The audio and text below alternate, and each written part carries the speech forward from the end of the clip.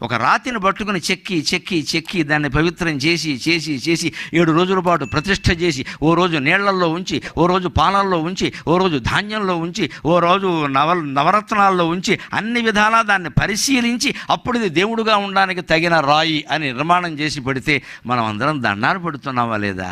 రాయి దేవుడయింది, మనిషి ఎందుకు దేవుడు కాడండి? అర్థం లేని మాట.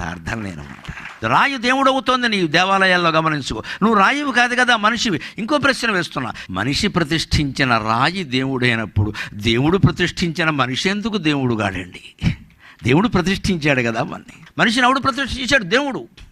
మనిషి ప్రతిష్ఠ చేసిన రాయి దేవుడు అవుతుందా? దేవుడు ప్రతిష్ఠ చేసిన మనిషి దేవుడు కదా?